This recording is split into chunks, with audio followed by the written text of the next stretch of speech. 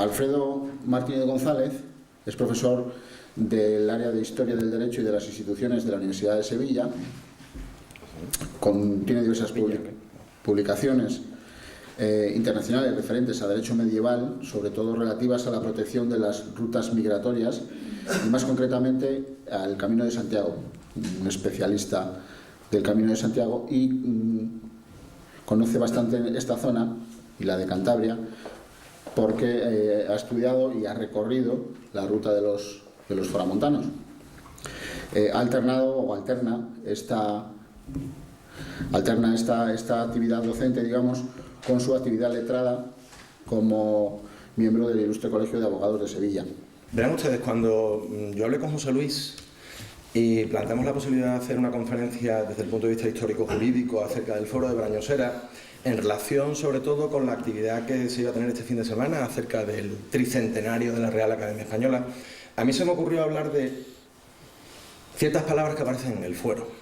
Y ciertas palabras que aparecen en el fuero porque la primera vez que yo me topé con él fue estudiando en primero de Derecho, en el manual, magnífico manual de Francisco Tomás y Valiente, que en paz descanse, asesinado por la banda terrorista ETA, y él ya hablaba del Foro de Brañosera.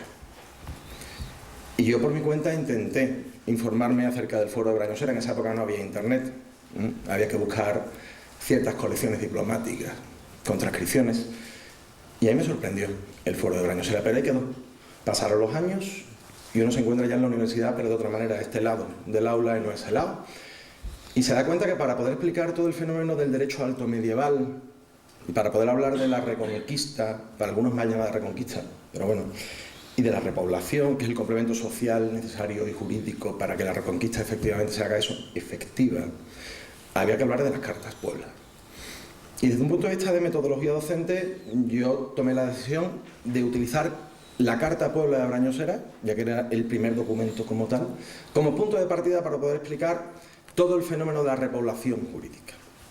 Claro, uno se encuentra, voy a poner el punto de partida como tal, uno se encuentra que le explica a los alumnos que hubo un conde Muñoz Núñez, y que en estos parajes llamó a 5 paterfamilias, con toda su parentela, se supone su familia extensa, y repobló este lugar porque siempre cuenta lo mismo uno, y es que, bueno, a los alumnos, les presento a mis alumnos, perdón, ¿qué ha pasado aquí?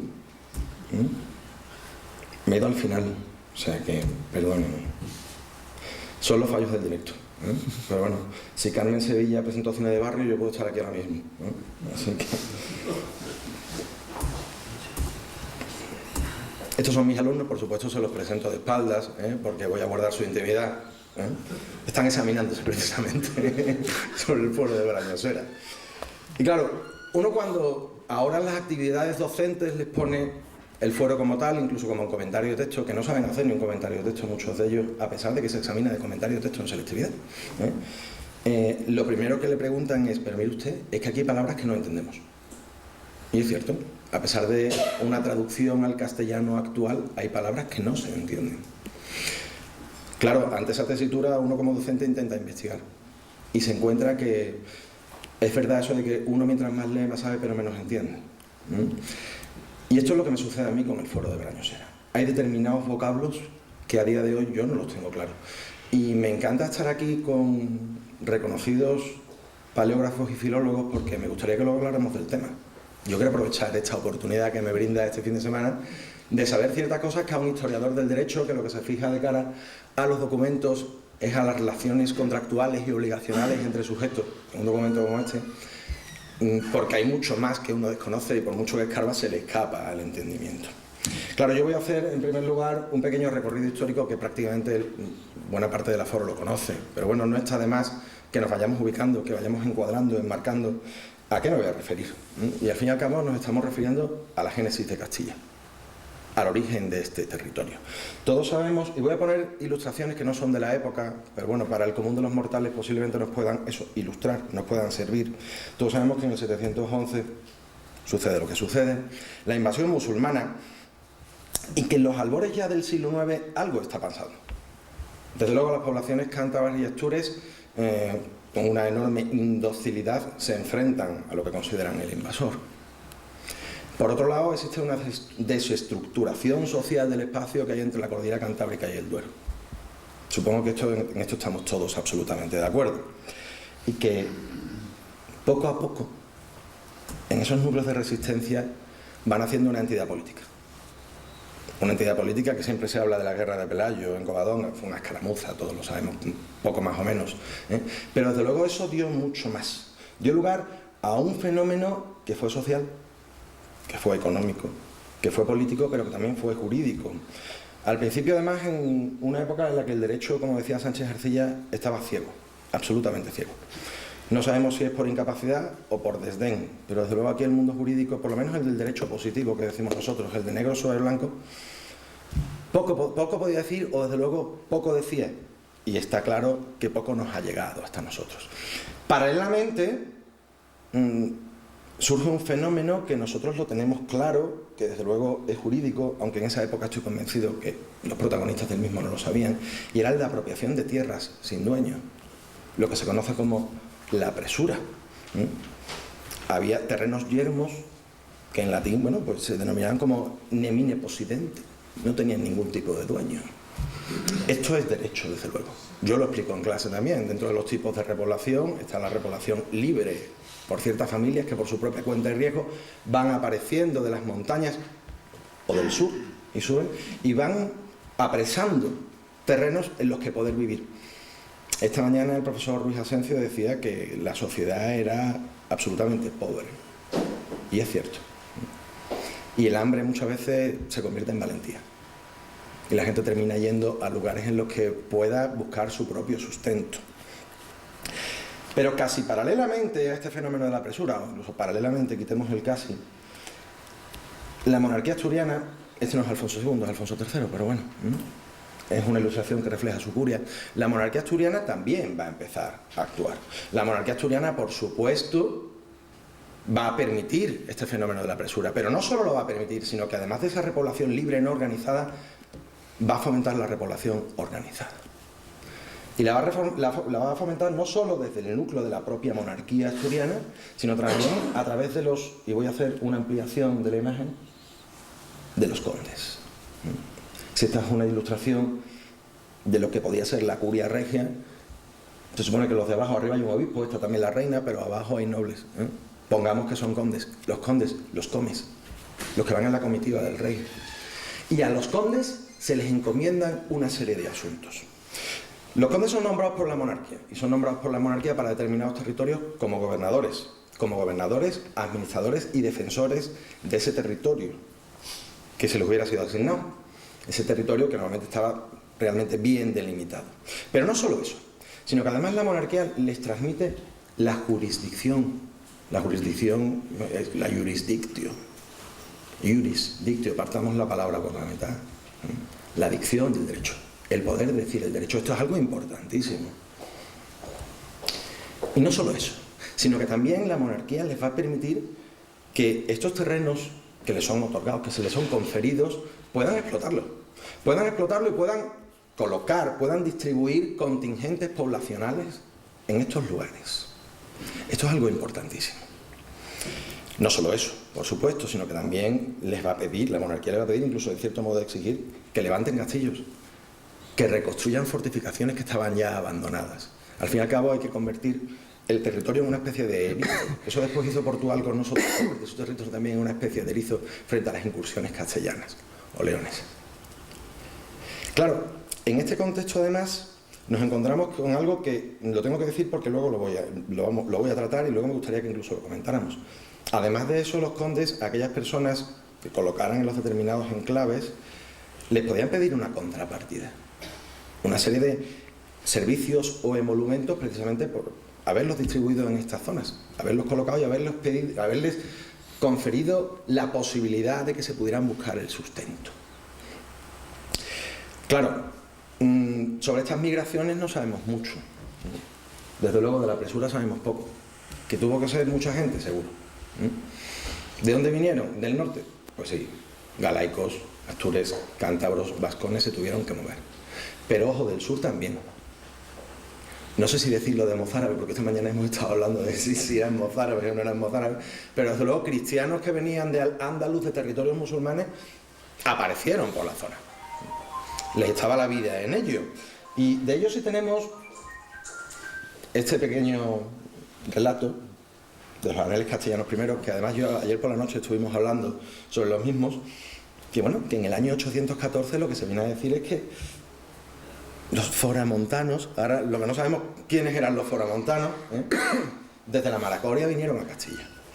10 años antes de la concesión del fuero que hoy nos ha reunido a todos nosotros aquí.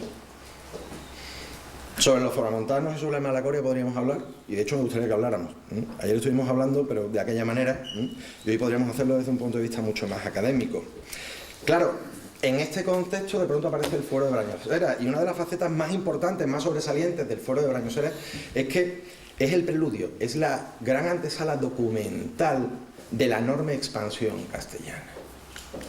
Yo esto lo dejo aquí. Podríamos hablar, luego vamos a hablar precisamente de si todo el documento era como era o dejó de serlo, o si hay interpolaciones. De eso los señores paleógrafos saben mucho más que yo, pero desde luego yo voy a tener que tocar algo. Me gustaría conocer la opinión de ustedes. Claro, uno se encuentra, bueno, está en la ruta de los foramontanos, permítanme la licencia, pero son fotografías que yo hice hace 3 años, cuando estuve 3 días recorriéndome la cordillera, y hombre, ya que uno las hizo, pues ya aprovecha y las pone, lógicamente. Claro, dentro del texto del foro de Brañosera nos encontramos con una serie de lo que los juristas llamamos vocablos obligacionales, que se refieren a una serie de obligaciones. Esto es derecho puro y duro. Vocablos obligacionales que a su vez yo podría establecerlos en 3 bloques, 3 grandes bloques. Prestaciones militares, tributos y tributos sobre, más que mercaderías en este caso, aprovechamientos. El texto del fuero que yo voy a seguir es de la edición del profesor Martínez Díez, la edición crítica del profesor Martínez Díez, porque él ha consultado los pocos ejemplares que quedan del mismo, y esta es la que da. Por cierto, es muy parecido al que está en la página web, ya aprovecho, en la página web de aquí de Brañosera, pero hay ciertos cambios. Por ejemplo, la palabra nubda en la página web aparece como doncellas. Yo creo que la doncella es otra cosa, que la nubda es completamente diferente. Pero bueno, ya lo dejo caer. Yo esto lo dejo caer. Así que voy a empezar por el principio, desde luego por el primer bloque, que son las prestaciones militares. Porque claro, situémonos, no pensemos con la mentalidad de esta época, lo que hablamos en la comida, el presentismo, sino con la mentalidad de la época de aquella. ¿Y qué era la monarquía asturiana? La monarquía asturiana se puede resumir con que se puede hablar mucho de la misma, pero podríamos resumirla como una monarquía guerrera. Supongo que en esto estamos todos de acuerdo. De hecho, su modus actuandi era, en cierto modo, la guerra. Otra cosa porque no le quedaba más remedio a la monarquía asturiana que batirse el cobre contra los musulmanes. Claro, esto significa que todos aquellos que estuviesen bajo la órbita de la monarquía asturiana también tuviesen que prestarse a ciertos servicios militares en favor de la misma. Y los habitantes de Brañosera posiblemente no fueran una excepción, aunque se recogen ciertas excepciones en el fuero. Yo eso siempre lo he tenido diáfano. Claro, los habitantes de Brañosera vivían en una zona conflictiva. Claro, eso significa que estudiar los procesos de poblamiento forzosamente nos lleva, a su vez, a tener que tratar los asuntos militares. Y nos encontramos con una frase del foro de Brañosera que yo creo que es elocuente. Y es elocuente porque se habla de exenciones militares. Y exenciones militares en un momento en el que se supone que esta zona estaba en la primera línea, no voy a decir fuego porque no había armas de fuego, pero desde luego en la primera línea de la contienda. Y aparecen exenciones para los moradores de esta zona que para otros pobladores de la Castilla antigua, desde luego, no se habían dado. Claro, siempre nosotros en Historia del Derecho lo tenemos claro, las cartas pueblas se dan, entre otras cosas, para conceder privilegios, para conceder ciertas ventajas, sobre todo sobre recursos naturales o exenciones de carácter fiscal, de carácter militar, etcétera, que hagan muy atractiva la presencia de pobladores en la zona. Pero aquí hay ciertas cosas que a mí personalmente no me encajan y por supuesto lo voy a decir. Martínez Díez dice que entre el año 792 y el año 822 hubo, por la zona de Álava, Los Castillos, al menos hasta 9 incursiones musulmanas. 9 incursiones musulmanas que venían por el Valle del Ebro. El Valle del Ebro estaba completamente organizado, se encontraban allí los Banu Qasi, que en cierto modo después también colaboraron con la monarquía de Pamplona. Pero lo cierto es que ese corredor facilitaba enormemente el acceso a la zona de Álava y de los castillos.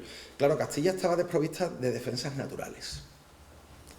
No ocurría así, por ejemplo, en Galicia, no ocurría así, por ejemplo, en Asturias, no ocurría así tampoco en la montaña de Cantabria. Pero Castilla, los castillos y Álava, desde luego sí. Y de pronto nos encontramos que el fuero de Brañosera aparece aquí. Y aparece aquí incluso 2 años después de una enorme incursión militar que tiene lugar en la zona de Álava y del occidente de Bardulia, de la zona de la actual Guipúzcoa. ¿Por qué de pronto el conde Munio Núñez a los 2 años establece gente aquí? Cuando esto era precisamente una zona expuesta a las razzias musulmanas. Pues la cosa está muy clara, porque el fuero de Brañosera encaja dentro de lo que era el proceso de restauración interior del reino. Había que colocar contingentes poblacionales en el lugar. Si no, de poco iba a servir luchar contra los musulmanes si luego no se colocaba gente en el sitio. No se podía hacer efectiva lo que era la reconquista. Claro, además nosotros tenemos una cosa que tener clara. Antes lo decía el profesor Ruiz Asencio esta mañana. La gente no sabía ni leer ni escribir. El común de los mortales, desde luego, la escritura no la conocía. Y aquí de pronto nos aparece un documento. Y a mí sí me gustaría resaltar la importancia del documento, porque en ese momento el poder de la palabra escrita era enorme. La cultura realmente era más oral que escrita. Y se pone por escrito el fenómeno de una repoblación que hasta entonces básicamente lo que se había hecho era por presura. Claro, aquí nos encontramos... Bueno, voy a poner este dibujo personalmente porque me gusta mucho. No sé si lo localizan, pero esta es la ermita de San Baudelio de Berlanga, que fue... es un dibujo, vamos a llamarle mozárabe. Vamos a llamarle mozárabe. Es del siglo XII, es mucho más tardío, pero desde luego es un guerrero. Y lo pongo porque nos puede servir para ubicarnos con lo que eran las prestaciones militares de la época. Simplemente me voy a salir un poquito del guión, pero es bueno que nosotros sepamos qué es lo que sucede también con nuestro patrimonio histórico. Aquí además hay gente que le gusta mucho la historia del arte. Esta mañana lo hemos estado hablando. Esta ermita, que es mozárabe, de monjes que vinieron, cristianos de Al-Ándalus, en el entorno de Soria, fue desprovista de sus pinturas murales a principios del siglo XX. Y estas pinturas murales fueron objeto de un litigio conflictivo, tan conflictivo que llegó hasta el Tribunal Supremo. Se hizo porque un anticuario judío norteamericano se dio cuenta del valor de las pinturas, se enteró que en el registro de la propiedad no había nada más que 5 vecinos que decían que eran propietarios de la pequeña ermita, y les compró las pinturas a los 5 campesinos. Las quitó y se las llevó a Nueva York. Y han estado en el Metropolitan hasta hace poco. Ahora tenemos un par de ellas, entre otras esta misma, en el Museo del Prado, pero en depósito, en carácter de depósito. Y el Tribunal Supremo le dio la razón al norteamericano y nosotros vimos expoliar nuestro patrimonio. Pues bien, retomando el asunto. Cuando el fuero de Brañosera habla de determinadas prestaciones militares, utiliza vocablos que, por ejemplo, Martínez Díez los considera, y hablo de Martínez Díez porque hay otros autores que no, más antiguos que él, los considera interpolaciones. Y a mí me gustaría que luego, aprovecho, meto la uña ya, para que habláramos de este asunto. Porque claro, la anubda, ¿qué es la anubda? ¿Y qué es la anubda en un texto del siglo IX? Claro, Martínez Díez lo tiene claro. Dice, esto es una interpolación porque la anubda es un vocablo de raíz árabe.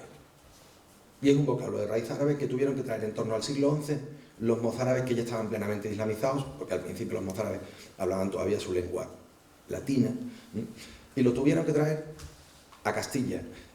Y aquí se quedó. Y hubo una mano que posteriormente interpoló el vocablo. ¿Por qué lo hizo?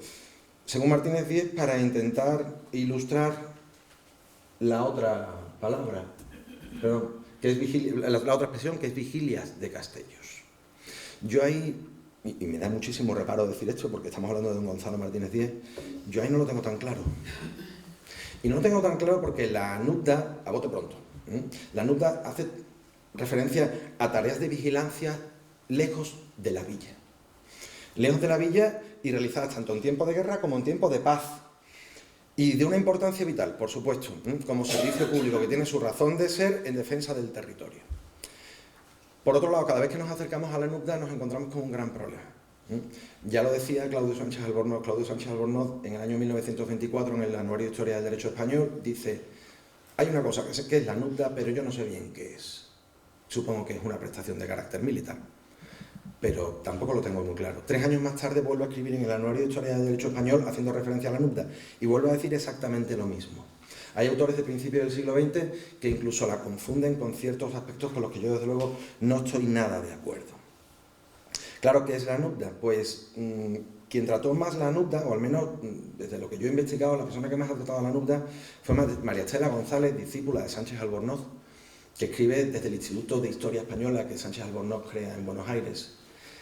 Hace un trabajo precioso sobre la NUPDA y por lo pronto ella dice que sí, que puede ser perfectamente del siglo IX. Ya tenemos aquí un conflicto. Yo aquí voy a poner sembrando dudas, a ver si las podemos resolver luego entre todos. Aprovecho con los filólogos y con los paleógrafos.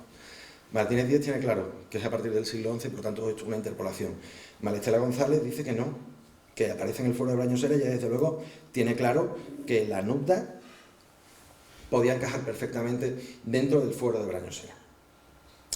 Ahora, hay algo que es característico de la NUPDA y que me hace a mí diferir de Gonzalo Martínez Díez, y es que la NUPDA, dice don Claudio Sánchez Albornoz, cuando ya empieza a investigarla a su discípula, que es una prestación que se realiza a caballo.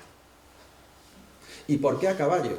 Pues porque no había coches, porque no había motos, no había bicicleta. Yo odio los coches, odio las motos, me encanta la bicicleta, de hecho aprovecho para decir que voy en bicicleta a la facultad, que eso no todo el mundo lo puede hacer. Me están saliendo unas piernas preciosas a este ritmo, ya lo digo también. Mi novia se ríe, porque sabe que es mentira, pero bueno. Pero lo que sí es cierto es que la NUPDA sí se debió prestar a caballo. Se debió prestar a caballo porque aquellas personas que se viesen obligadas a hacer esta prestación militar tenían que recorrer enormes extensiones de terreno. Estamos hablando de labores de vigilancia, oteando no solo el horizonte, sino también teniendo que ir de un lugar a otro, buscando a las tropas musulmanas, las huestes musulmanas que podían invadir en algún momento determinado, y por supuesto sin previo aviso, la zona de Castilla. Claro, si la NUPDA se realiza a caballo, difícilmente, desde mi punto de vista, puede encajar con las vigilias de Castellos, porque las vigilias de Castellos no son ni más ni menos que las guardas en los castillos. Y salvo que desde las almenas se utilizara un caballo, que lo veo impropio, a mí desde luego no me encaja. De todas maneras, esta es una duda que yo dejo aquí, sembrada en el aire, y a ver si alguien después retoma el guante y me lo puede explicar. Yo desde luego no encuentro similitud entre la NUPDA y las vigilias de Castellos, las guardias de los castillos. También en alguna, aprovecho también para decirlo, porque como en internet hay cosas muy buenas y cosas muy malas, hay malas traducciones del fuero de Brañosera. Y en algunos casos se dice NUPDA y castellería. Ojo, la castellería también es todo, no tiene nada que ver con la NUPDA desde mi punto de vista. La castellería es una prestación también de carácter obligacional, pero es para reparación precisamente de los castillos, para reparación de las fortalezas. Y el caballo aquí, como no sea para llevar para el acarreo de materiales de construcción, me parece a mí que tampoco sirve. Sea como fuere, yo sí tengo claro algo. Y es que en el siglo IX, a lo mejor no se llamaba NUPDA, pero desde luego sí tuvo que haber labores de vigilancia. En las cartas de población, las labores de vigilancia existen. Las monarquías, no solo la asturiana, sino bueno, incluso más tardía también la monarquía aragonesa y la navarra, y también en ciertas zonas de Cataluña, necesitan, desde luego, la vigilancia del territorio. ¿Cómo? Pues no lo sé. Pero desde luego sí me encajaría que esa vigilancia se hiciera a caballo y que a lo mejor el vocablo no fuese a NUPDA, pero que en el siglo IX las personas, los grupos poblacionales que estuvieran aquí tuvieran que vigilar el territorio, no es que sea de todo punto posible, es que creo que era lo lógico. Otra cosa no sé, pero desde luego, eso sí. Voy corriendo porque ya es tarde Y tampoco les quiero aburrir. Voy a pasar al siguiente bloque, los tributos de residencia y señorío. Y es que aquí sí lo tengo más claro. Claro, los cultivadores de las tierras estaban obligados a satisfacer una serie de prestaciones precisamente por la cesión de la heredad, por la cesión del territorio.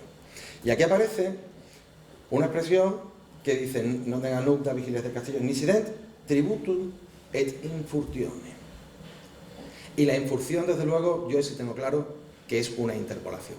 Es mucho más tardía. La infurción aparece sobre todo en documentos a partir del siglo XI, XII, incluso Martínez Díez dice que hasta en el XIII. Pero en el siglo IX la infurción como tal, yo no lo tengo claro. Desde luego que es una especie de tributo, sí. Desde un punto de vista etimológico, Mario Vedera Bravo dice que viene del latín offerre, de in offertione, de offertione. Incluso cita alguna carta de Carlomagno diciendo que, bueno, que la offertione, la offerción en su sentido más puro, aparece en el año 775 ya documentada en esa carta de Carlomagno. Claro, lo que pasa es que el sentido de la offertione, de la ofrección, voy a poner un dibujo anacrónico también, pero bueno, para que nos hagamos una idea, se hacía en el sentido de oblación, de dádiva, y por tanto era algo así como voluntario. En cambio aquí, nosotros no podemos utilizar el vocablo infurción como algo voluntario. Más bien es todo lo contrario, sería algo así como una especie de contradonación. Y es que en la Alta Edad Media, por mucho que se hablara de donación, la donación no era exactamente igual ahora.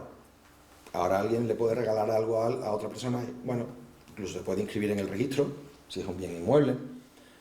Pero en esa época las prestaciones no eran tan gratuitas. Normalmente siempre existía una contraprestación, generalmente la entrega de un bien mueble por la donación que se había efectuado. Y no solo eso, sino que esta contradonación, precisamente, a la que hace referencia efectivamente en la Baja Edad Media el término infurtione, esta contradonación tiene un porqué, tiene una causa, tiene un motivo, tiene una función, la función revalidatoria del negocio. A mí me han dado unas tierras, yo soy poblador, Cristóbal Cervello, quien fuera, y yo a cambio tengo que dar algo. Al dar algo, lo único que estoy haciendo, al dar algo a cambio, es confirmar, ratificar la entrega, en este caso, por ejemplo, del paraje de Brañosera. Y no solo se está revalidando el negocio, sino que además existe otra vertiente también, y es que se está demostrando, mediante la entrega del bien mueble al conde, que existe una subordinación entre los diferentes sujetos, entre los sujetos actuantes. El conde es el conde y los pobladores son los pobladores. Y son ellos los que le tienen que entregar al conde algún tipo de bien. Claro, tal vez, efectivamente, un tributo. Y posiblemente la persona que efectuó la interpolación puso el término infurtione para explicar, ya en la Baja Edad Media, en qué consistía este tributo. Lo que sí está claro, que sea infurtione o sea tributum, en esta época, en el siglo IX, tuvo que haber prestaciones análogas, llamasen como se llamasen. Pero que una serie de tributos, una serie de impuestos al señor, tuvo que haber. ¿Cómo? Pues no lo sabemos. Sí sabemos que en la Baja Edad Media normalmente la infurtione tenía carácter anual y se solía hacer o en Cuaresma o entre San Miguel y San Martín. Y por supuesto, cuando no existía la circulación de numerario, se tuvo que hacer, se supone, que en especie, porque no se podría hacer de alguna otra manera. Dejo, por supuesto, todas estas dudas acerca de estos vocablos, y ojalá aquí podamos llegar a alguna conclusión. Claro, sí está claro que algún tipo de contraprestación tuvo que haber, porque entre otros motivos, los condes contribuían a la corona con una parte de las rentas y de los tributos que percibían de los pobladores. Y es lógico que el conde Munio Núñez, en el año 824, pusiese la necesidad de algún tipo de contraprestación que recibiese por parte de los pobladores, de los primeros pobladores o de aquellos que vinieren a poblar la villa de Brañosera. ¿Cuál era el término en el que se hablaba? ¿Cuál era la palabra concreta? Personalmente no lo sé. Pero desde luego que este tipo de obligación desde un punto de vista jurídico tuvo que existir, estoy completamente convencido. Y por último, para no aburrirles mucho más, el tercero de los bloques, los tributos sobre mercaderías y aprovechamientos. Y es que la actividad prioritaria ya no, y ayer precisamente tras la cena lo estuvimos hablando, ya prácticamente no existe ganadería, ¿no, señor alcalde? Creo que prácticamente... Existe una... Bueno, casi testimonial, podríamos decir. Pero en la Alta Edad Media la ganadería era la base económica, en cierto modo, de la población. Era el sustento de la población. La ganadería, además, extensiva. Todavía no podemos hablar de la transhumancia, ni muchísimo menos. Eso será un gran fenómeno que además marcó, en cierto modo, la historia española durante muchos siglos, pero en el siglo IX, desde luego, no. Hablamos más bien de libre pastoreo. Y hablamos de libre pastoreo en enormes extensiones de terreno. Voy a ponerle... ¿Qué pasado aquí? Voy a ponerle un dibujo que ustedes seguro que lo conocen, sobre estas extensiones de terreno. ¿Qué es ese de aquí? Que es el de San Isidoro de León. Es mucho más tardío, por supuesto, pero es la anunciación a los pastores, y aquí vemos precisamente labores de pastoreo medievales. Por eso se lo pongo. Sí, es más tardío, pero me sirve para ilustrar este vocablo, el del montaticum. El montaticum, el montazgo. También hay autores que dicen que el montazgo como tal es una palabra que define una prestación, pero que esta palabra es tardía, que también pudo ser en su momento una interpolación, sí, tal vez, pero estoy convencido personalmente que el montazgo fue un privilegio que se le pudo dar perfectamente a los habitantes de Brañosera. No solo a los habitantes de Brañosera, sino que hace en su contrario, eso impedía que los foráneos pudieran entrar a aprovecharse de los recursos del monte. ¿Cómo era el montaticum? Bueno, pues aquí tenemos una doble vertiente.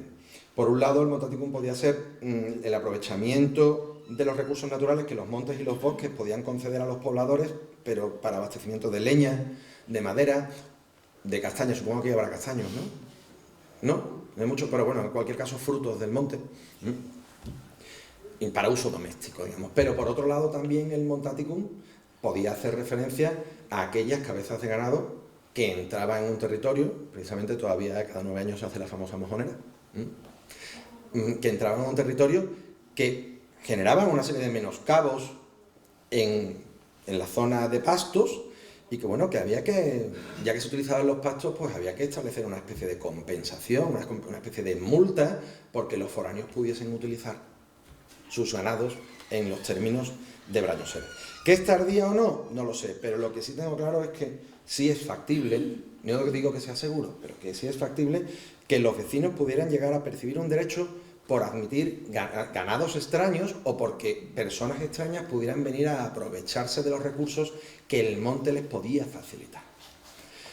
Claro, si nos damos cuenta, yo he hablado de una serie de palabras que son las palabras que a mí mis alumnos me preguntan en clase: mire usted, ¿esto qué es?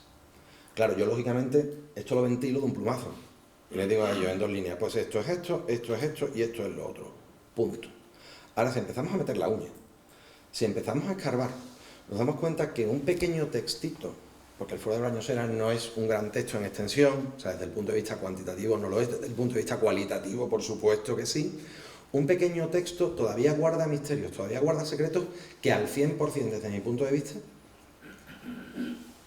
no han sido desentrañados.